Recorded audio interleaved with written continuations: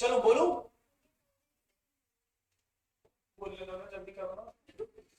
तो capital structure कौन कौन से होते हैं बोलो? Horizontal, vertical, pyramid, inverted. Horizontal capital structure क्या होता है कि उसके पास डेट नहीं है। क्या नहीं है?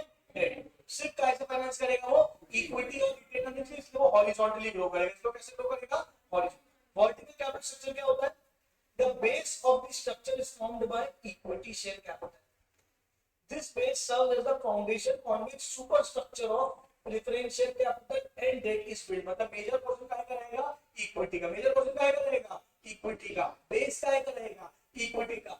उस इक्विटी के दम पे हम क्या लेंगे? प्रेफरेंस या डेट लेंगे। क्या लेंगे? प्रेफरेंस और date. The incremental addition in capital structure is almost entirely in the form of debt. देखो जो एडिशन होगा वो हमेशा किसके फॉर्म में होगा? डेट। तो अगर वर्टिकल में लिखना चाहो तो क्या लिखोगे? Base of equity.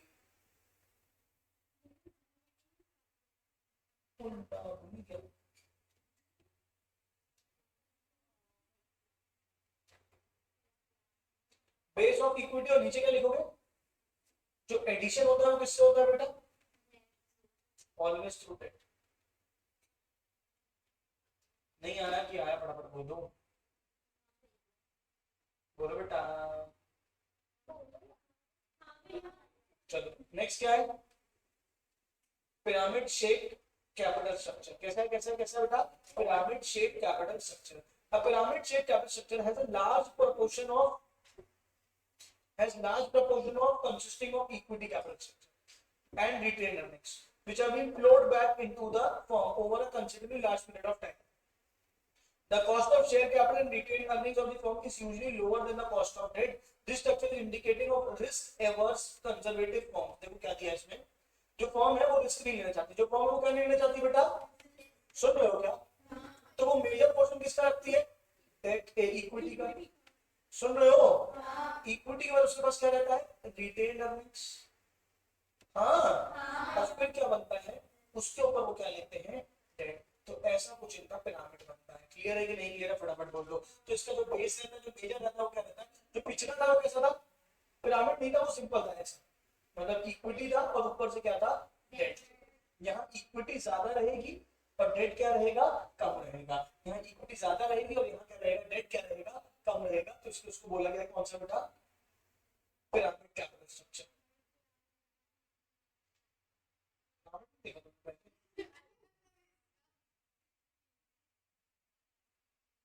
चलो हुआ कि नहीं हुआ? फटाफट बोलो बच्चे, बच्चे सच्चे बोलो के।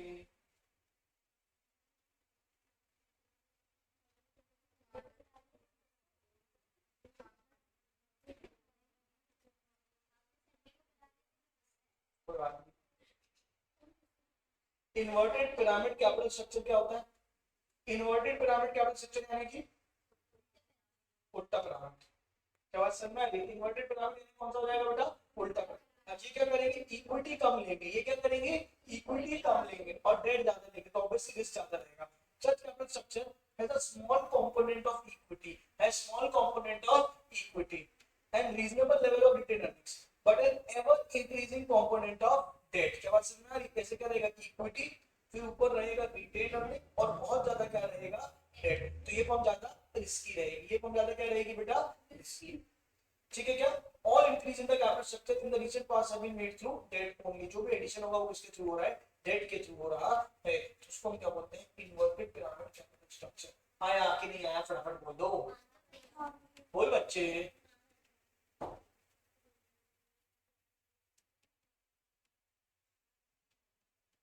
कौन कौन सा कैपिटल स्ट्रक्चर पढ़ा?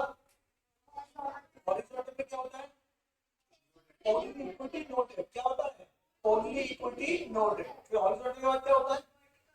वर्टिकल। वर्टिकल क्या होता है? Based on equity instrument debt. ठीक है क्या? पिरामिड क्या होता है? Higher equity lower debt, higher equity lower debt. Clear है क्या? और जो इन्वर्टेड पिरामिड है क्या है बेटा? Lower equity higher debt, lower equity higher. तो पिरामिड क्या होता है? Less risky. और इन्वर्टेड उल्टा पिरामिड जो गिरेगा ही गिरेगा, बोलो हाई में क्या हो जाता है? High risky. क्लियर है? वर्ग में फटाफट बोल दो। अरे बोल बच्चे। अब ये ना कॉर्पोरेट स्ट्रेटजी थ्योरी थ्योरी में बीच बीच में पढ़ाता रहूंगा। मुझे लगता है कि मेन मुझे कॉन्सेप्चुअल चीजें चालू करनी चाहिए। क्या बोलते हो? क्या मैं बीच बीच में थ्योरी को याद दिलाना कराऊंगा लेकिन ना, ये है कैपिटल स्ट्रक्चर थ्योरी। इस पर कौन सी, ये मेन है चैप्टर में, ये चार थ्योरी आपको पढ़नी है। पर कौन सी, एनआई अप्रोच, एक कौन सी है, दूसरी कौन सी है, एनओआई अप्रोच, तीसरी कौन सी है, ट्रेडिशनल अप्रोच, और चौथी कौन सी है, एनएन अप्रोच। बोले तो मोदी गिलानी मिलर अप्रोच। कौन सी, मोदी गिलानी मिलर। सिंधी क्या समझ रही है, एनआई एनओआई ट्रेडिशनल और मोदी गिलानी। सुन रहे हो छोटा भाई का, अरे बोल बच्चे, आया कि नहीं आया, इसके लिए वो मॉर्निंग भी खोलने के बाद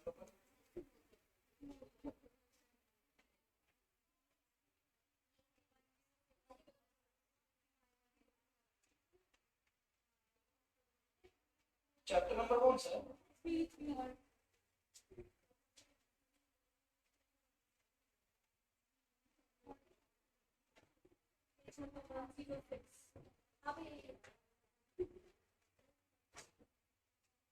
चलो मेन कहानी शुरू होती है, मुंडन ने आपको स्ट्रेट कट सुन लेना की बात।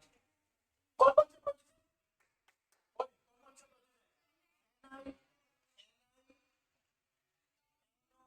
कौन है, एनआई और एनओआई, फिर क्या है ट्रेडिशनल, और फिर क्या है मोदी गिलानी। ये अप्रोच ना एक्सट्रीम कंडीशंस बताती है कि इनके सबने अपने अपने असम्पशंस बनाए। क्या बताया, अपने अपने, और बोले ऐसा होता है ऐसा होता है, अगर ऐसा करोगे तो ऐसा होगा, सबकी थ्योरी। लेकिन प्रैक्टिकल लाइफ में कोई भी एक थ्योरी पूरी काम की नहीं है, सब थोड़ी थोड़ी थोड़ी थोड़ी लगती है। क्या बात समझ में आ गई, अभी धीरे धीरे पढ़ोगे समझ में आएगा। हर थ्योरी के पहले आपको कुछ असम्पशंस पढ़ने पड़ेंगे। क्या पढ़ने पड़ेंगे, असम्पशन, कि वो क्या बताते हैं। देखो लिखा हुआ है, एनआई अप्रोच क्या होता है, as listed by Durand, this theory shows that there is a relationship between capital structure, इनका क्या कहना है, capital structure and value of the firm आपस में रिलेटेड है। क्या बोलते हैं, क्या बोलते हैं, क्या बोलते हैं, capital structure and value of the firm आपस में क्या है बेटा, रिलेटेड है। इनका आपस में कुछ गहरा रिश्ता है। Therefore, the firm can affect its value. Firm अगर डेट लेगी या इक्विटी लेगी, इससे ओवरऑल फर्म की वैल्यू में बहुत फर्क पड़ता है। The firm can affect its value by increasing or decreasing the debt. वो डेट को बढ़ा के या डेट को कम करके अपनी फर्म की वैल्यू को बढ़ा या कम कर सकते हैं। कैसे बढ़ती है, कम होती है, ये अपन देखेंगे। अरे हाँ ना बोलो, फटाफट बोलो यार, पक्का। देखो, the NII approach makes the following additional assumptions. क्या क्या assumption होंगे, the total capital requirement of the firm is given and remain constant. अभी जितनी रिक्वायरमेंट है उतनी ही रिक्वायरमेंट रहेगी। फॉर एग्जांपल, अगर एक फर्म को 1 करोड़ चाहिए, तो अब हम कैपिटल कितनी मांगे, जब कितनी चाहिए, कितनी चाहिए। अब हम अलग अलग लगा के देखेंगे, 60 इक्विटी तो क्या होगा, 50 इक्विटी तो क्या होगा, 20 डेट और 80 इक्विटी तो क्या होगा, 80 इक्विटी और 20 डेट तो क्या होगा। हम अलग अलग थ्योरीज लगा के देखेंगे। तो ये लगा के देखने में हमको पहला फंक्शन लेने की क्या जरूरत है कि टोटल कैपिटल क्या है, सेम है। टोटल कैपिटल क्या है, सेम। अगर मैंने अपने एग्जांपल में 1 करोड़ ली तो 1 करोड़ ही रहेगी। हाँ यार बोलो, फटाफट बोलो, पक्का। The KD is less than KE, मतलब डेट इज चीपर। क्या कहते हैं बेटा, debt is cheaper than equity. बताओ ये असम्पशन सही है कि गलत है। आमतौर पे हमेशा डेट क्या रहेगा, चीपर रहेगा, और इक्विटी क्या होगी, महंगी होगी। क्यों डेट चीपर होगा, क्यों इक्विटी महंगी होगी, बता सकते हो, संभाल देंगे ना, नहीं सोच पाए। कंपनी को तुम दे रही हो कंपनी को डेट, और तुम दे रही हो इक्विटी। बोलो हाँ, कौन ज्यादा रिटर्न मांगेगा, डेट या इक्विटी, ज्यादा रिटर्न कौन मांगेगा, डेट या इक्विटी, इंटरेस्ट रिटर्न कौन ज्यादा मांगेगा, इक्विटी। किसकी एक्सपेक्टेशन ज्यादा होगी, डेट की या इक्विटी की, अरे बात अच्छी बताओ, इक्विटी की। क्यों इक्विटी की, क्यों क्यों, हाँ गलत। अरे दादा, ये डेट है, मैं इसको क्या बोल रहा हूँ, चिंता नहीं कर, तेरे को इंटरेस्ट दूंगा ही दूंगा, चाहे प्रॉफिट हो चाहे लॉस हो, इंटरेस्ट तो दूंगा ही दूंगा। और देखो क्या बोल रहा हूँ, अगर प्रॉफिट हुआ तो मिलेगा, नहीं हुआ तो नहीं मिलेगा। कौन रिस्क ज्यादा ले रहा है, ये या ये, इक्विटी। तो इसको हमेशा डेट से ज्यादा रिटर्न चाहिए होगा ना। अगर मैं दोनों को इक्वल रिटर्न दूं 10% कोई इक्विटी देगा ही नहीं, बोलेगा डेट में लगाऊंगा, जब पक्की बात है पैसा मिलना है और 10% ही मिलना है। और यहाँ पे क्या पता मिले और क्या पता ना मिले, और 10 ही मिले तो फायदा क्या है, सब कहाँ पे आएंगे डेट में। कोई भी इक्विटी कब क्यों लगाएगा, इक्विटी में रिस्क होगा, डेट में रिस्क। तो कोई भी इक्विटी में पैसे क्यों लगाएगा जब उसको रिटर्न क्या मिलेगा, टैक्स से ज्यादा। अरे बोल बच्चे, जिंदगी के नियम क्या है, हाँ। तो इक्विटी वाले रिस्क में डेट वाले, तो इक्विटी वाले ज्यादा रिटर्न मांगेंगे ना। मैं अगर डेट को 10 दिया तो इक्विटी कितना मांगेंगे, कम से कम 20 दो, तब तुम्हारी कंपनी पैसा लगाएंगे। नहीं तो हमसे भी डेट ले लो, कहीं पे लगाए इक्विटी, नहीं आ रहा है क्या आ रहा है। अरे बोल बच्चे, तो हमेशा सिस्टम होता है, कौन सा होता है, मैनुअल कौन होता है, कब, क्यों, क्योंकि रिस्क किस पे कम है, तो रिटर्न भी क्या चाहता है कम, और इक्विटी में रिटर्न क्या चाहिए होता है। both KD and KE remains constant. Cost of debt, ये मेन assumption है, ये अभी उतना अच्छे समझ नहीं आएगा, जब अगली थ्योरी से कंपेयर करेंगे ज्यादा अच्छे समझ में आएगा। both KD and KE remains constant increase of financial leverage, मतलब कि यहाँ सुनो, अगर मैं डेट बढ़ाता हूं अपनी कंपनी में तो इक्विटी वालों की कोई एक्सपेक्टेशन नहीं चेंज होती। ये एक काम करो, ये वाला assumption मैं बाद में बताऊंगा नेक्स्ट वाली थ्योरी के साथ। यहाँ तक समझ लो KD KE कांस्टेंट है, क्या क्या है, क्या assumption है, KD KE कांस्टेंट है। तो तीन assumption पढ़ने के लिए क्या क्या, टोटल कैपिटल कांस्टेंट है, दूसरा क्या है KD is less than KE, बोलो हाँ नहीं, और तीसरा क्या है KD and KE are constant. Clear है, और क्लियर। अच्छा मुझे बताओ, ये KD है और ये KE है, क्योंकि बोथ आर कांस्टेंट, लेकिन KE क्या है ज्यादा और KD क्या है कम। देख रहे हो, ये देख रहे हो, बड़ा अगर मैं अपनी कैपिटल में डेट का प्रपोर्शन बढ़ाता जाऊं, डेट का प्रपोर्शन क्या करता जाऊं, बढ़ाता जाऊं, और इक्विटी का प्रपोर्शन क्या करता जाऊं, समझ आ रहा है। मैं अपनी कैपिटल में क्या करता हूं, डेट का प्रपोर्शन क्या करता जाऊं, और इक्विटी का प्रपोर्शन क्या करता जाऊं। जैसे मान लो 1 करोड़ कैपिटल चाहिए, कितनी करोड़ चाहिए, 1 करोड़ में पहले 50 लाख डेट, 50 लाख इक्विटी, फिर मैंने क्या किया 60 लाख डेट, 40 लाख इक्विटी, फिर मैंने क्या किया 70 lakh debt, 30 lakh equity, 80 lakh debt, 20 lakh equity, 90 lakh debt, 10 lakh equity. मैं डेट का प्रपोर्शन बढ़ाता जा रहा हूं, यानी मैं सस्ती कैपिटल की तरफ मूव कर रहा हूं। हाँ, तो मेरी ओवरऑल कॉस्ट ऑफ कैपिटल क्या होती जाएगी, कम, नहीं आ रहा है क्या है। तो as you move towards KD, as you move towards debt, यानी कि चीपर फंड, यानी किस तरह बेटा, चीपर फंड, तो ओवरऑल कॉस्ट ऑफ कैपिटल क्या हो जाती है, ओवरऑल कॉस्ट ऑफ कैपिटल क्या हो जाती है, डिक्रीज। आ रहा है कि नहीं आ रहा है, पक्का। ये देखो, as I am moving towards debt, the KO is decreasing। अपने मॉड्यूल में देखना चाहो,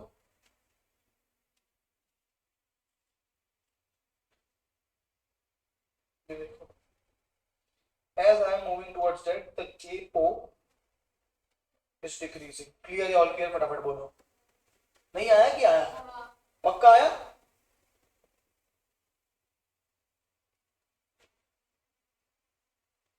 According to this approach, capital structure decision is relevant. Capital structure decision is relevant to the value of the firm.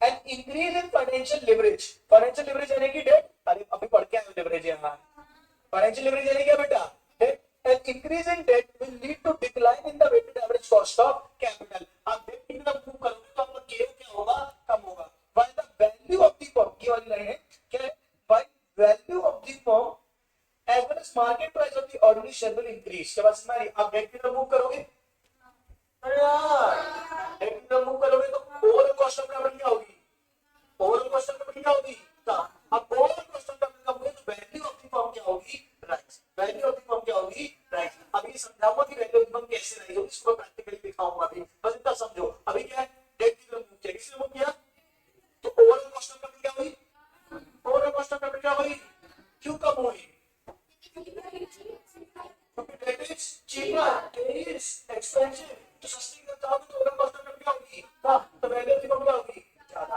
आगा हो कि नहीं आगा हो, अभी इन्हें फॉर्मूला दिया है, पर मैं क्वेश्चन में दिखाऊंगा तुमको।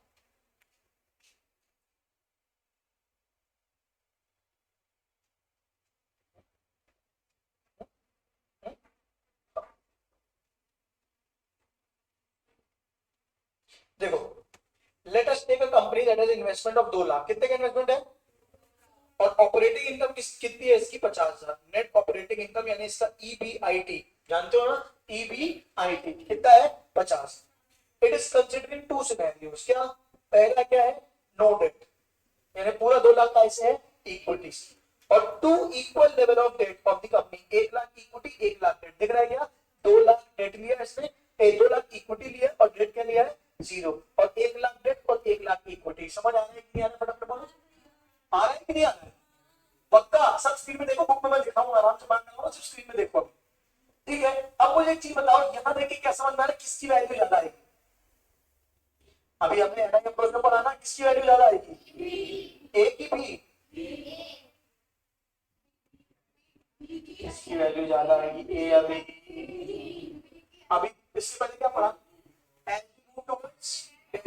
क्यों फॉल्स, क्यों वैल्यू ऑफ द फॉर्मूला, यानी डेट से कॉस्ट ऑफ कैपिटल कम होती है और ओवरऑल वैल्यू क्या होती है बढ़ती है, तो किस पर डेट है इसमें, तो इसकी वैल्यू क्या आनी चाहिए ज्यादा, और इसकी वैल्यू क्या आनी चाहिए कम, एज पर कौन सी अप्रोच, एनआई अप्रोच, कौन सी अप्रोच, एनआई अप्रोच। आया कि नहीं आया, आया। अब देखते कैसे ज्यादा आएगी, दोनों के लिए कॉस्ट ऑफ इक्विटी सेम है, 12% 12%, इक्विटी 12% रिटर्न चाहता है, और दोनों के लिए कॉस्ट ऑफ डेट सेम है 8% 8%। आया कि नहीं आया, दोनों का ईबीआईटी कितना था 50,000 50,000, दिख रहा है क्या, एक को इंटरेस्ट नहीं देना पड़ेगा क्योंकि उसका कोई वो नहीं है डेट, और दूसरे को इंटरेस्ट देना पड़ेगा 8,000। 8,000 कैसे निकाला, 1 लाख का डेट था और 8% केडी था, तो 8,000 उसने दिया, बोलो हाँ नहीं, इसके पास कितने बचे 42 और इसके पास कितने बचे 50, यहां तक सुख जाना, अभी तक आया कि नहीं आया, फटाफट बोल दो पक्का। अब वैल्यू ऑफ इक्विटी, पहले मुझे बताओ अर्निंग अवेलेबल और इक्विटी कितनी आ जाएगी यहाँ पे, इसके पास बचे कितने 50 और इसके पास कितने बचे 42, हाँ। अब इक्विटी कितना रिटर्न चाहता है 12%, कितना रिटर्न चाहता है, यहां वाला भी कितना चाहता है 12% और यहां भी कितना चाहता है 12%, समझ रहे हो क्या, इसके पास कितना बचा और इसके पास कितना बचा, तो इसके लिए ये 50,000 12% के बराबर है, यही लाइन है पूरी में, ए वाला जो इक्विटी शेयर होल्डर है उसको मिल रहा है 50, उसको कितना मिल रहा है, और मुझे कितना परसेंट चाहिए था 12, कितना परसेंट चाहिए था 12, क्योंकि 50 इसके बराबर है 12% के, हाँ बोल रहा है, तो 100% कितना 50,000 डिवाइडेड बाय 12%, अरे बोल निकाल के बताओ ना,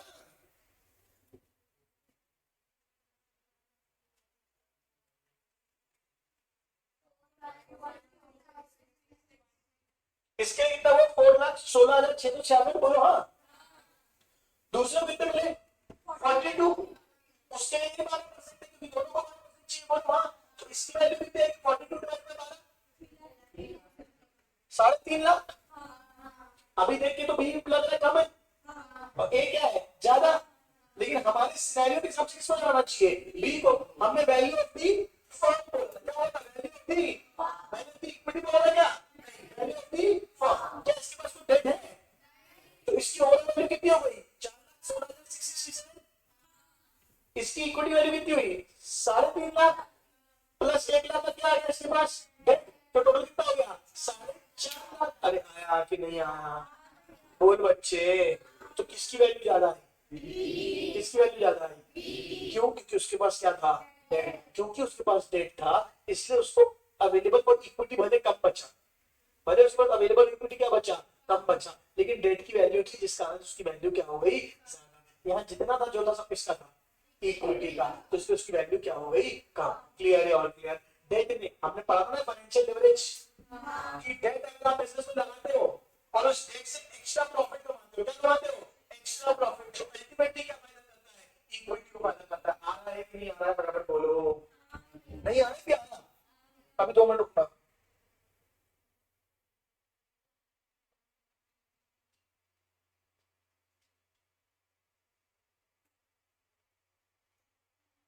एक बार WACC निकालो, दोनों सिनेरियो में डेट कितना है,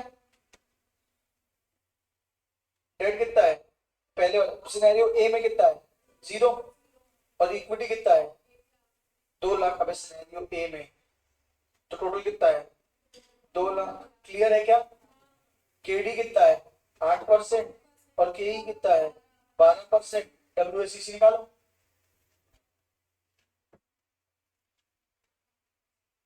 कैसे निकालोगे?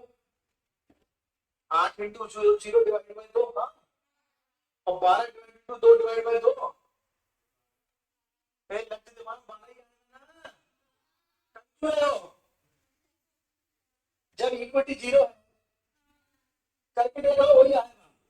लेकिन माना बंद बुद्धि ना है कि डेट है नहीं, इक्विटी 2 लाख की है ना, ये 12 इंटू 2 डिवाइड बाई 2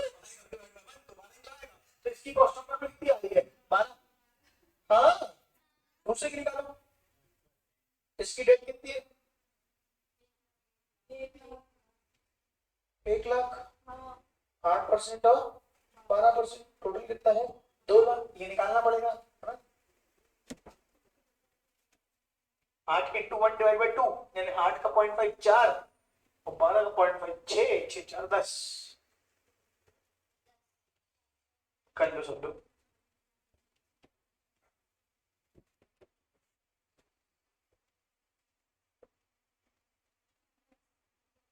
आया क्या? कैसे किया? 8 इंटू 1 डिवाइडेड बाय 2 और 12 इंटू 1 डिवाइडेड बाय 2। नालायकों, सोच नहीं पा रहे थे 1 लाख बराबर बराबर है तो 50-50%। 8 का 50% कितना हो जाएगा 4, 12 का 50% कितना हो जाएगा 6, 6 4 10। लगे मैंने कैलकुलेटर चलाना ही है हर बार। ठीक है क्या? बताओ कॉस्ट ऑफ कैपिटल किसकी कमाई? ए की कितनी आई 12, बी की कितनी आई 10। तो यही तो वो सिनेरियो बोल रहा है, यही तो वो सिनेरियो बोल रहा है। क्या बोल रहा है? ऑब्वियस सी बात है, अगर तुम डेट लोगे क्या लोगे जो कि क्या है चीपर, जो कि क्या है चीपर। तो अल्टीमेटली आपकी ओवरऑल कॉस्ट ऑफ कैपिटल क्या होगी कब? ओवरऑल कॉस्ट ऑफ कैपिटल कितनी होगी कब? 10 और 12। बोलो हाँ या नहीं?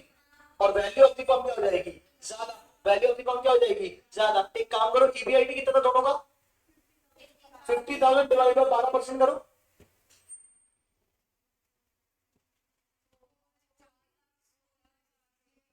क्या आ रहा है? और ये 50,000 डिवाइड बाय 10% करो। कितना आ रहा है 5 लाख आ रहा है। 50,000 डिवाइड बाय कितना किया तुमने 10% ना। नहीं, लेकिन यहाँ पे इंटरेस्ट 42 डिवाइड बाय 10% करो, 420 हो जाएगा। ठीक है, 50,000 डिवाइड बाय 10%, ये 10% आ रहा है और वैल्यू 4.5 लाख आ रही है। ठीक है, मॉरल ऑफ द स्टोरी क्या है? एक बात समझो, सिनेरियो ए कितना कमा रहा है 50। कितना कमा रहा है? सिनेरियो बी भी कितना कमा रहा है? लेकिन ये 50,000 कमाने के लिए उसको रिटर्न कितना देना है 12। कितना देना है? और इसको कितना देना है 10। ऑब्वियस सी बात है ना, मेरे जो 50,000 मिले वो 12% के बराबर है और इसको जो 50,000 मिले किसके बराबर है 10% के। तो ऑब्वियस सी बात है वैल्यू किसकी ज्यादा आएगी जिसके 50,000 किसके बराबर है 10% के। आ रहा है कि नहीं आ रहा है? अरे बोल बच्चे। तो इसीलिए जिस तरफ कहां रहेगा अप्रोच क्या होती है डेट इज चीपर देन दूसरा भाग क्या बोलती है it's cheaper than equity as we move towards तो क्या होता है ओवरऑल कॉस्ट ऑफ कैपिटल की क्या होता है फॉर। ये होता है तुम्हारा कौन सी approach NI approach. There are 2 points to be noted there. as the cost of capital decreases the value of the firm would go up। Main यही बात है। इसके बहुत सारे एमसीक्यूज मिलेंगे थ्योरी वाले, इसलिए बहुत ध्यान से पढ़ना। Inverse relationship exist between the value of the firm and cost of capital. जितनी कैपिटल सस्ती मिलेगी उतनी वैल्यू क्या आएगी ज्यादा, क्योंकि आपको खर्चा कम करना पड़ रहा है। नहीं आ रहा है क्या आ रहा है? और जितनी कॉस्ट ऑफ कैपिटल क्या मिलेगी ज्यादा, जितनी कॉस्ट ऑफ कैपिटल क्या मिलेगी ज्यादा, वैल्यू क्या आएगी कम। जितनी कॉस्ट ऑफ कैपिटल क्या मिलेगी कम, वैल्यू क्या आएगी। बोलो। as we increase the level of debt in the company क्या होगा वैल्यू बढ़ेगी कि कम होगी? बढ़ेगी कम होगी? the value of the firm will go up। this would mean that the company would like to employ more debt, as much debt as possible। तो NI uncle ने क्या बोला? एनआई अंकल के हिसाब से क्या बोला? लो कर्जा, कोई दिक्कत नहीं है, कर्जा लेते जाओ, वैल्यू ऑफ द फर्म क्या जाएगी बढ़ती जाएगी, अपना पैसा मत लगाओ। ऐसा किसने कहा? पक्का। तो moral of the story inverse relation between whom debt and value of the firm, नहीं डेट नहीं, sorry,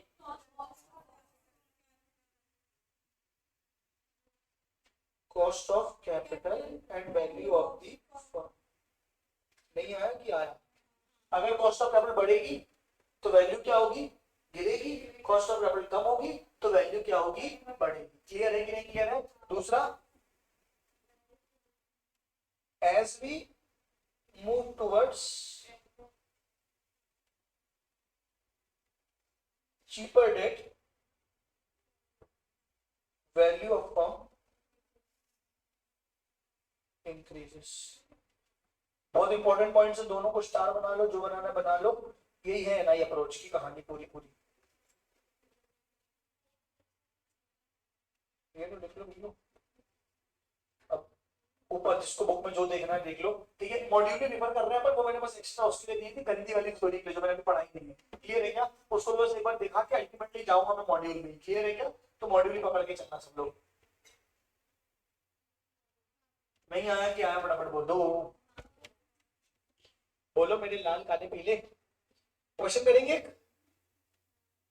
super manufacturing company expects to earn a net operating income of 1.5 lakh, यानी उसका ईबीआईटी कितना रहेगा? 1.5 lakh.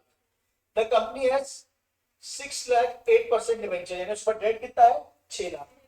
The cost of equity capital कितनी? 10%। Debt सस्ता, equity महंगी। What would be the value of the company? Also calculate the overall cost of capital. आपको value of the company निकालनी है और ओवरऑल कॉस्ट ऑफ कैपिटल भी निकालनी है।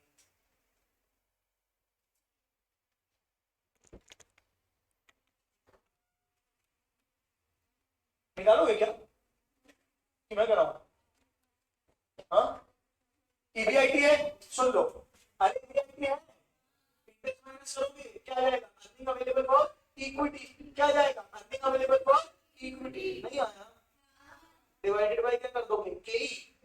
तो क्या हो जाएगा? Value of the equity. Value of the equity, उसमें वैल्यू ऑफ द डेट जोड़ दोगे तो वैल्यू ऑफ द फर्म। मैं करके बताऊंगा, ट्राई करो ट्राई करो ट्राई करो। सॉल्यूशन मत देखना, जो सॉल्यूशन देखेगा उसको पाप लगेगा। और पाप कैसे लगता है? सीएस वाले बच्चों को जानते हो?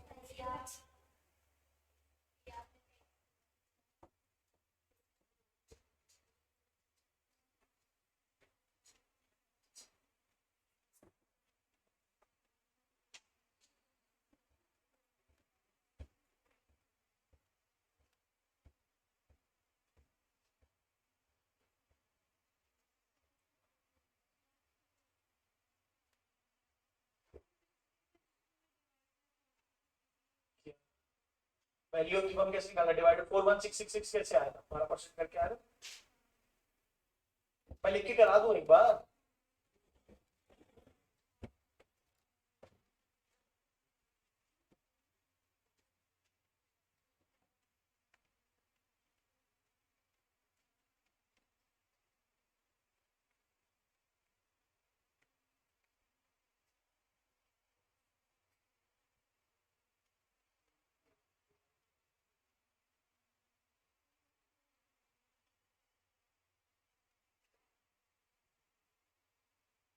जल्दी जल्दी करो, मैच देखने भी जाना है भाई आज।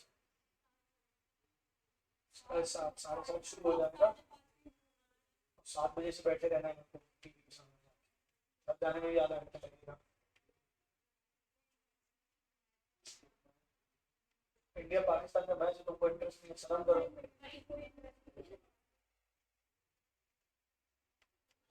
2020 कम मजा आएगी यार, 50-50 होना चाहिए ना।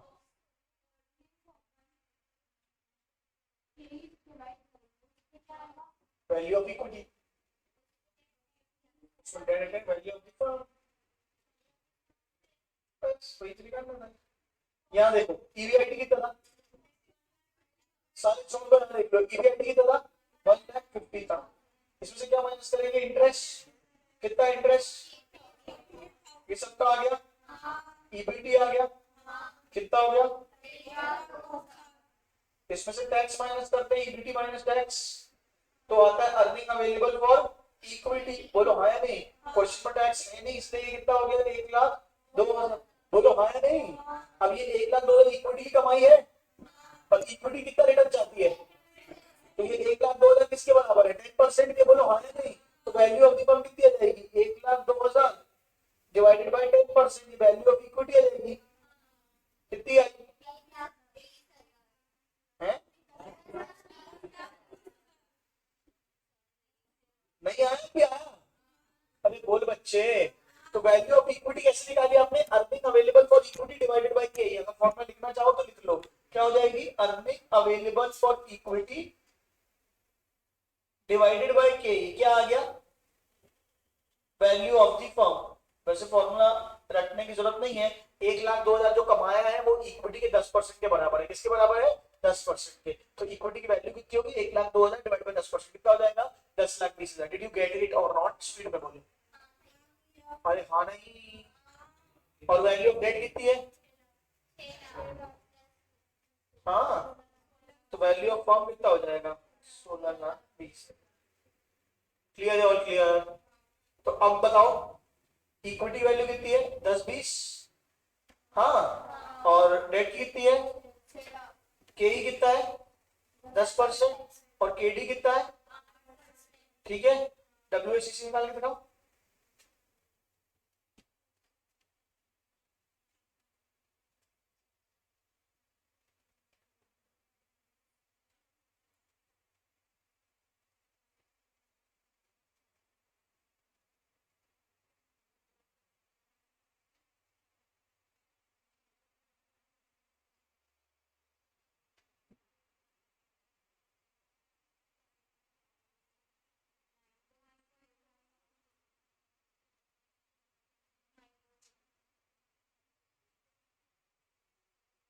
कितना आया?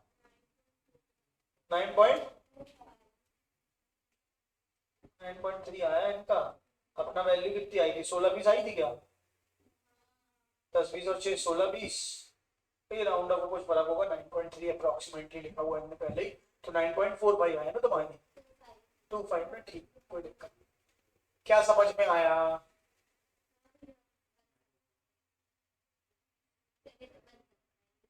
देखो कैसे करना है। मुंडू डियर को स्ट्रेट बैठो, यहाँ देख लो। पहले क्या दिया? क्या दिया है? क्या माइनस होगा? क्या आ जाएगा? क्या माइनस होगा? टैक्स, जो कि नॉर्मली होगा नहीं। ये क्या हो जाएगा? अर्निंग आफ्टर टैक्स, यानी कि अवेलेबल फॉर इक्विटी। क्या हो जाएगा? Earning available for equity. इसको डिवाइड करोगे किससे बेटा? के ई से। इसको किससे डिवाइड करोगे? के ई से। तो क्या आ जाएगी? Value of equity. क्या आ जाएगी? वैल्यू ऑफ, प्लस इसमें क्या जोड़ोगे? Value of date. क्या जोड़ोगे? Value of date. तो क्या आ जाएगी? Value of. बोलो मेरे लाल काले पीले नीले हरे नीले सब बोलो।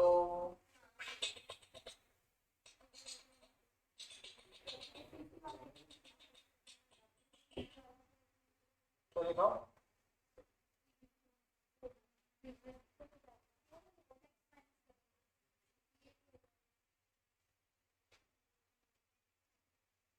अब देखो, अब एमसीक्यू की बुक बनाने वाले बेचारे परेशान रहते हैं कि इस क्वेश्चन को कौन से चैप्टर में डालें। डब्ल्यूएसीसी में डालें कि कैपिटल, क्योंकि इसमें डब्ल्यूएसीसी भी निकाला तुमने, कैपिटल स्ट्रक्चर भी निकाला, लेवरेज भी है, तो परेशान रह रहे कौन से में डालें। इसलिए जो अपन क्वेश्चन स्टार मार्क कर रहे हैं ना, वो इधर उधर चैप्टर्स के होते हैं। जब सारे चैप्टर हो जाएंगे तो वो भी ऑटोमेटिकली सॉल्व होते चले जाएंगे। ईवीए एक अलग टॉपिक में आएगा, वैल्यूएशन अकाउंट्स में आएगा। बोलने का मतलब ये सब मिला जुला है इसमें, कौन कहाँ क्या है पता नहीं चलता। बोलो मेरे बेटे। 40 मिनट हो गया, मिनट खत्म होने वाली है, क्या बात है। चलो अगली अप्रोच कौन सी है? NOI approach. कौन सी अप्रोच है? पहली अप्रोच कौन सी थी? एनआई। कौन सी अप्रोच थी? एनआई। कौन सी अप्रोच थी? एनआई। क्या बोलती थी एनआई? क्या बोलती थी एनआई? डेट लोगे तो वैल्यू क्या होगी? बढ़ेगी। डेट लोगे तो कॉस्ट ऑफ कैपिटल कम होगी, कॉस्ट ऑफ कैपिटल कम होगी तो वैल्यू क्या होगी? बढ़ेगी। खूब पेट के कर्जा लो, ऐसा उनका कहना था। अच्छा, इसके असम्पशंस क्या थे? टोटल कैपिटल कांस्टेंट है, debt is less than equity, और debt is debt and KD and KV are constant. Clear है क्या? अब यहाँ पे देखो अगली थ्योरी ने अगला अप्रोच दिया। अच्छा, कुल मिला के ये अप्रोच क्या बोलती थी? Value of the firm depends on capital structure, यही बोलती थी। अब ये देखो ये क्या बोलेगी। NOI approach is opposite of NI approach. According to NI approach, the market value of the firm depends upon the net operating profit of EBIT and the overall cost of capital. The financing mix or the capital structure is irrelevant and does not affect the value of the firm. मतलब ये वाला structure क्या बोलता है, तुम date लो या equity, क्या बोलता है डेट लो या इक्विटी, तुम्हारी ओवरऑल वैल्यू में कोई फर्क नहीं पड़ने वाला। अरे आ रहा है कि नहीं आ रहा है, तो इसका जस्ट ऑपोजिट। पहली अप्रोच क्या बोलती थी, डेट लो, क्या बोलती थी डेट लो, सस्ता पड़ेगा तो वैल्यू बढ़ेगी। ये क्या बोलता है, डेट लो या इक्विटी, कोई फर्क नहीं पड़ता, अगर कमाओगे तो वैल्यू बढ़ेगी, नहीं कमाओगे तो वैल्यू नहीं बढ़ेगी। डेट इक्विटी खेलने से कुछ नहीं होता। समझ आ रही है कि नहीं आ रही है? देखो, the investor see the firm as a whole. इनका क्या कहना है, द इन्वेस्टर है वो अपने लिए, जैसे पिछले में क्या था, डेट वाला डेट देगा था, इक्विटी वाला इक्विटी देगा था। इसका कहना है इन्वेस्टर वाला ये नहीं देखता कि वो डेट है कि इक्विटी, वो ओवरऑल फर्म की परफॉर्मेंस देखता है। Investor see the performance as a whole and the stabilize the total earnings. वो किसको स्टैबलाइज करता है, total earnings of the firm and find the value of the firm as a whole. अभी पढ़ाऊंगा क्या होता है, मैं कर सकता हूँ। The overall cost of capital and the firm of the firm is constant and depends upon the business risk which is also assumed to be unchanged. अभी पढ़ेंगे आगे, ये रुक जाओ ना। KD is assumed to be constant। अब ये वाला पॉइंट मैंने चौथा, the use of more and more debt in the capital structure increases the risk of the shareholders and thus results in the increase in the cost of equity. Thus the increase in gains such as to completely offset the benefits of employing cheaper debt. कोई पढ़ के बता पाए इसका मतलब क्या लिखा है?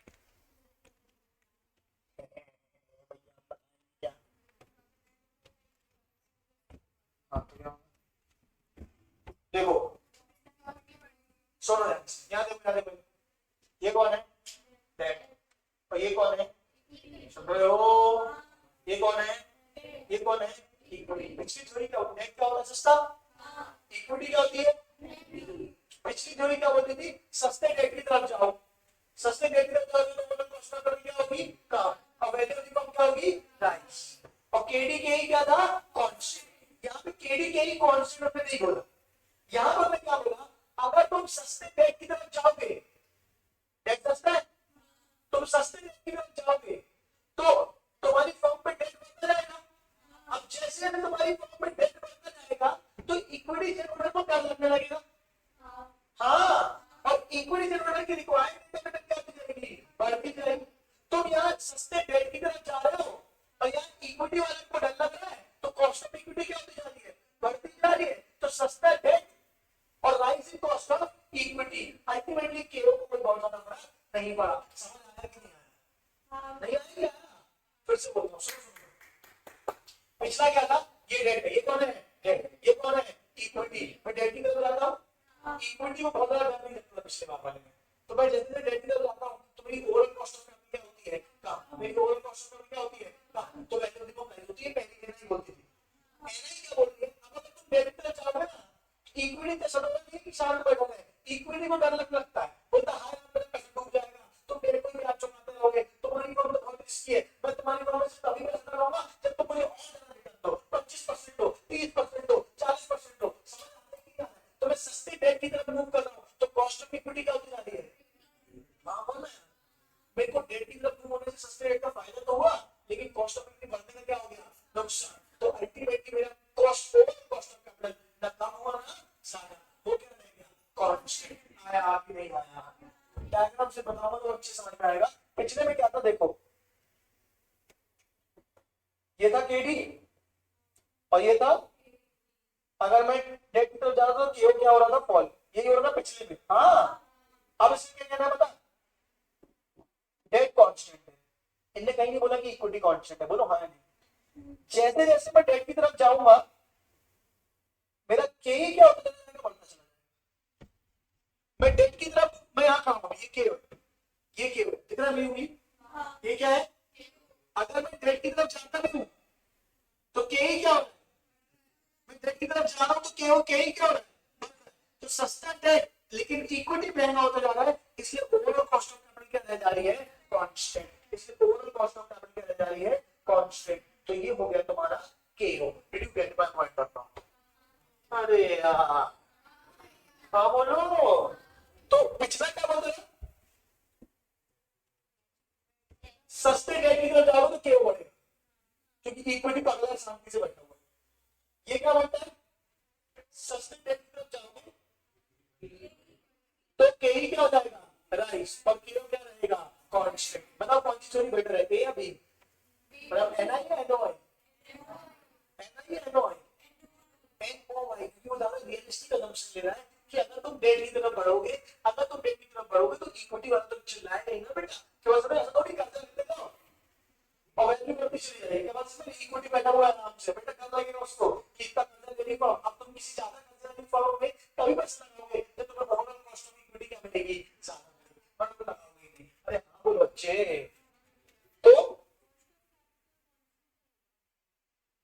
क्यों कांस्टेंट हो जाएगा इसमें, हाँ देखो क्या लिखा है, the use of more important, अब देखो पढ़ो, the use of more important in the capital structure increases the risk of the shareholder and thus results in the increase in the cost of equity capital। क्या समझ में आई है, आप date बढ़ाते जाओगे तो के क्या होता जाएगा, बढ़ता जाएगा। The increase in K is such as to completely offset the benefits of employing cheaper debt। क्या समझ में आई है, cheaper debt होने का जो फायदा हुआ वो सेट ऑफ हो गया किससे, राइजिंग के से, किससे बेटा, राइजिंग के से, और अल्टीमेटली के हो क्या हो गया, कांस्टेंट, और ultimately overall cost of capital क्या हो गया, कांस्टेंट। आ रहा है कि नहीं आ रहा है, अच्छा देयर आर नो टैक्सेस, ये ऊपर में भी assumption होगा नो टैक्सेस वाला, अपन पढ़ नहीं पाए होंगे। KD is less than KE, both KD KE remain constant, ठीक है, और there are no taxes। समझे कि नहीं समझे, देखो ये डायग्राम देख लो, KD कांस्टेंट था लेकिन डेट की तरफ बढ़ोगे तो KE क्या होगा, राइट, जिस कारण से KO क्या हो जाएगा, आगा हो कि नहीं आगा हो। इसकी बहुत सारी थ्योरी एमसीक्यूज आ सकते हैं, ज्यादातर थ्योरी पूछ जा सकती है कि बताओ क्या हो रहा है, एनआई क्या बोलता था, एनओआई क्या बोलता था, एनआई का assumption क्या था, एनआई का अल्टीमेटली कंक्लूजन क्या था, एनओआई का कंक्लूजन क्या था, ऐसी थ्योरी आएगी इसकी। हाँ यानी फटाफट बोल दो। अब सेम एग्जांपल देखो क्या किया इन्होंने, पूरा सेम एग्जांपल, 2 लाख का सिर्फ क्या है, अरे ठोसा मार देंगे, 2 लाख का सिर्फ क्या है, इक्विटी, और यहाँ क्या है, 1 लाख का इक्विटी, 1 लाख का डेट। गॉट माय पॉइंट और नॉट, सेम क्वेश्चन है, कॉस्ट ऑफ डेट 8 एनओआई कमाते 50 है, क्लियर है, बताओ ना यार, इसका केओ कितना है 10 और इसका भी क्या रहेगा 10। यहाँ पे क्या बोल रहा है, ईबी, वहां पे क्या कर रहे थे, EBIT minus interest earning available for equity, फिर उसको कैपिटलाइज कर रहे थे, हाँ बोलो ना। यहाँ से क्या कहना है कि हर कोई किसको लिखेगा, सिर्फ ईबीआई, किसको लिखेगा, किसको लिखेगा, उसको इक्विटी से लेना देना नहीं आएगा, उसको इक्विटी से लेना देना नहीं है, किससे लेना देना है, ईबीआई। तो कमाते कितना हो, रेट कितना है, वैल्यू ऑफ द फर्म कितनी आ जाएगी, यहाँ भी वैल्यू ऑफ द फर्म कितनी आ जाएगी, पक्का। तो value of the firm remains क्या बेटा, constant irrespective of capital structure. हाँ नहीं आया, इंटरेस्ट ऑन डेट यहाँ 0 लगा, यहाँ कितना लगा 8,000 रुपए, क्लियर है क्या। डेट कैपिटलाइजेशन कितना है 8%, 80,000 डिवाइड बाय 8% कितना आएगा बताओ,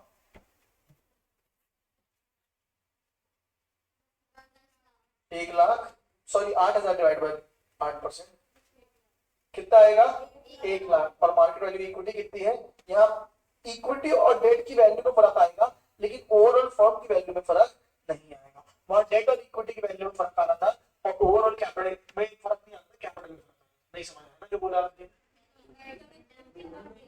हवा हवा में बोल दिया ना मैं। चल एक बार फिर से बोलो, सुन रहे हो, 2 मिनट चालू कर दो।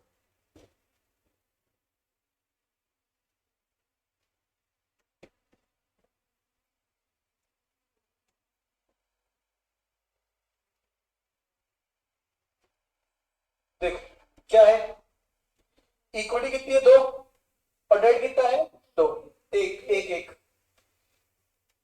8%, 8%, 50,000 50,000, समझ रहे हो क्या।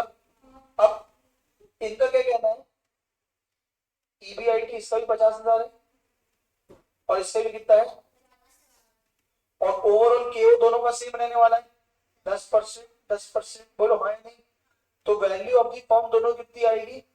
5 लाख 5 लाख। कोई डाउट है क्या? हाँ बोल बच्चे। अब इसमें इसके पास कुछ डेट है क्या? जीरो। इसमें डेट क्या है? तो इसकी वैल्यू ऑफ इक्विटी कितनी होगी? तो वैल्यू ऑफ फर्म है 5 लाख। हाँ बोल रहे हैं। इसके पास क्या है? डेट है कितना है? 1 लाख। ठीक है, 8,000 रुपये ब्याज दे रहा है। हाँ, जो किसके परसेंट कितने के बराबर है? 8% की। यानी 8,000 डिवाइड बाय 8% हो जाएगा तुम्हारा कितना? 1 लाख का। इसके पास क्या है बेटा? डेट। पक्का। तो इसकी इक्विटी कितने की हो जाएगी? 4 लाख की। कॉमन सेंस आया कि नहीं आया? अरे बोल बच्चे। यहाँ पे क्या है? ओवरऑल कॉस्ट ऑफ कैपिटल क्या है? हम दूसरा मार देते, बता दो। ओवरऑल कॉस्ट ऑफ कैपिटल क्या है? सेम। क्या बात समझ में आ रही है? बस वैल्यू ऑफ इक्विटी और डेट में क्या आएगा? फर्क आएगा। क्लियर है? यानी किसने क्या बोला? Capital structure is irrelevant. Capital structure is irrelevant for value of the firm. जिस पर डेट नहीं है उसकी वैल्यू भी कितनी? 5 लाख। और जिस पर डेट है उसकी वैल्यू भी कितनी? 5 लाख। क्योंकि अल्टीमेटली डिपेंड इस पर करता है तो मुनाफा कितना कमा रहे हो। क्या यानी तुम्हारा ऑपरेटिंग प्रॉफिट कितना है? तुम्हारा ऑपरेटिंग प्रॉफिट कितना है? It is no dependent on what बेटा? डेट और इक्विटी। वो कहीं भी डेट और इक्विटी पे डिपेंडेंट नहीं है। Got my point of not? कैमरे में तो मतलब बड़ा सा दिखने लगता है, मजा आ जाती है देख के। चलो क्लियर है? और फटाफट बोल दो। आया समझ? As the cost of capital and debt is constant, the cost of equity would go up, down with the increasing or decreasing leverage. क्या बात समझ में आ रही है? अगर हम डेट को बढ़ाएंगे तो क्या होगा? के ही राइज होगा। Increase in debt will lead to rise in K. Amount of debt in capital structure. This means that as we increase the level of debt in the company, the value of the firm doesn't change. Value of firm is constant. Value of firm is, सुन रहे हो क्या? Value of firm is irrespective of capital structure. And the company does not benefit by taking on debt. This would mean that the companies would like to employ as much equity as possible so as to reduce the risk of the company. क्या बात समझ में आ रही है? ताकि risk क्या हो जाए? कम हो जाए। डेट में रिस्क होता है, इक्विटी में रिस्क नहीं होता। हाँ, कि इक्विटी में रिस्क होता है, डेट में रिस्क नहीं होता। किसमें रिस्क होता है?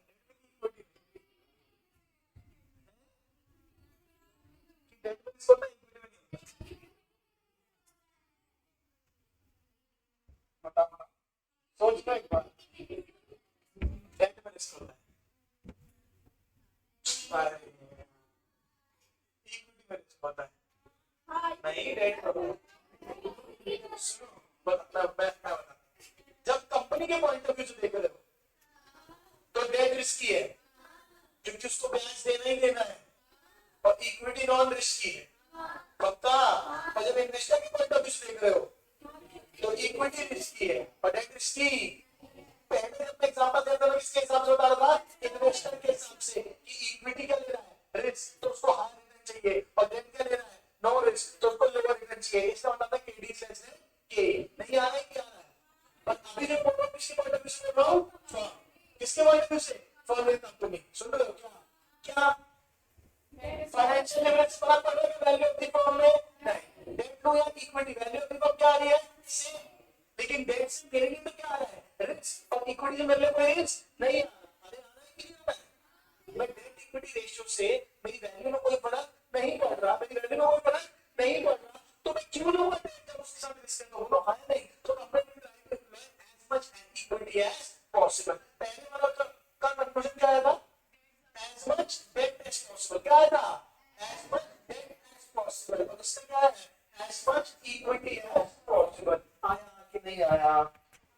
देखो लिखा हुआ है as much equity as possible so as to reduce the risk of the company। आया कि नहीं आया? पक्का? कौन सी अप्रोच अच्छी? एनआई की एनवाई?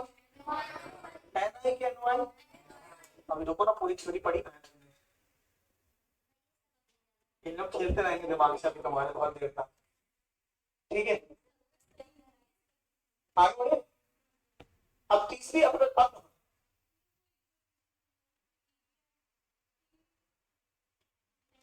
हाँ पिछले में हमने बाद में माइनस किया, पिछले में हम ईबीटी को कैपिटलाइज कर रहे हैं, इसको कैसे करते हैं ईबीटी,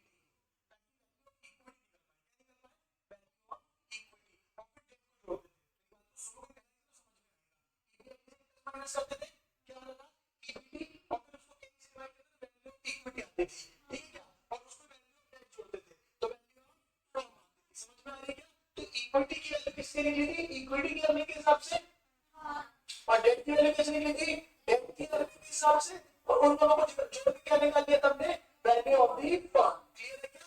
यहां पे क्या बोला, इक्विटी से इक्विटी की अपनी नहीं देखता, फर्म की अपनी देखता है, डेट सिर्फ डेट की अपनी नहीं देखता, किसकी अपनी देखता है, फर्म की। इसने यहाँ पे अपने सीधे किसको कैपिटलाइज किया, ईबीआईटी को, किसको कैपिटलाइज किया, ईबीआईटी को। वहां पे इक्विटी की वैल्यू निकालने के लिए किसको कैपिटलाइज किया था, ईबीटी को, किसको, ईबीटी को, और यहाँ पे किसको कैपिटलाइज किया, ईबीआईटी को, और यहाँ पे ईबीआईटी को कैपिटलाइज किया सीधे किसकी वैल्यू आ गई, फर्म की, किसकी आ गई, फर्म की। वहां ईबीटी को कैपिटलाइज किसकी वैल्यू आएगी, इक्विटी की, प्लस वैल्यू ऑफ डेट की वैल्यू ऑफ दी फर्म। आया कि नहीं आया, अरे यार ठीक है देख लो एक बार, ठीक है।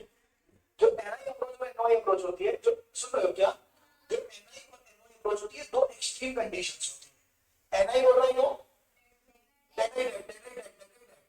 ठीक है क्या, और एनओआई क्या बोल रहा है, इक्विटी इक्विटी इक्विटी इक्विटी लिखा हुआ है। The NI approach and NI approach has told two extreme views of the relationship between leverage and cost of the capital. एक का क्या बोल रहा है, बहुत फर्क पड़ता है, और दूसरे क्या बोल रहा है, फर्क नहीं पड़ता। बात समझ आई। अब इन दोनों का रास्ता पीछे निकाला गया, तीसरी अप्रोच जिसका नाम क्या है बेटा, ट्रेडिशनल अप्रोच। क्या नाम है, ट्रेडिशनल अप्रोच। जो मैं आज नहीं कराऊंगा, मैं चाहूंगा कि पहले दो अप्रोचेस आप रीड करके अच्छे से, होमवर्क है आपका। नहीं तो तीन तुम लोग क्या है, कैरी नहीं कर, कंटेन नहीं कर पाओगे ना। क्लियर है, बोल बच्चे, लेकिन ऊपर आओ थोड़ा सा।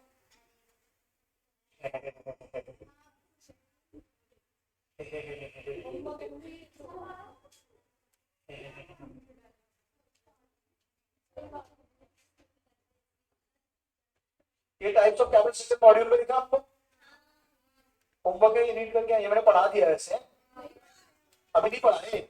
हॉरिजॉन्टल कैपिटल स्ट्रक्चर क्या होता है, वर्टिकल क्या होता है, भाग क्या करके भाई, ठीक है भाई।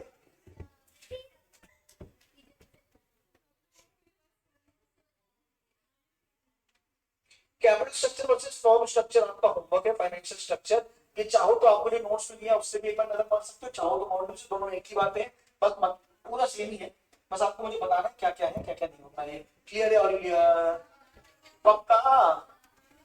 जब मैं एसएम पढ़ाना चालू करूंगा, एसएम उसमें बहुत सारा होमवर्क दिया करूंगा रीडिंग का, क्या बस ना, क्योंकि वो एकदम बिजनेस स्टडीज आता है ना, तो उसमें बहुत कुछ आपकी रीडिंग पर डिपेंड करेगा कि क्या होता था क्या नहीं होता था। कॉन्सेप्ट समझाऊंगा, रीडिंग आप करेंगे बहुत ज्यादा उसकी। क्लियर है क्या, तो अपन बीच बीच में एक चैप्टर उसका उठाते चले जाएंगे आपसे, ताकि साथ साथ में लगे हाथ होता चला जाए। अरे हाँ ना बोल बच्चे, पक्का। चलो ये रीड करके आएंगे, 5 मिनट का ब्रेक दे रहा हूँ, 10 मिनट का, तब बजेगा 4:30, और उसको लेंगे मानवीय कौशिक के चलेगा क्या। आज की सभा समाप्त। एफएम के लिए बोलो सत्यनारायण भगवान की। क्या आज ज्यादा अच्छा समझ क्यों आया, बताओ 2-3 कारण। पहली चीज तो बॉयज बैंड में बैठी हो तुम, सबसे बड़ा कारण, ठीक है। दूसरा, आज बाकी सारी क्लासेस में रहेगी, दिमाग खुला हुआ है, थके हुए नहीं लोग।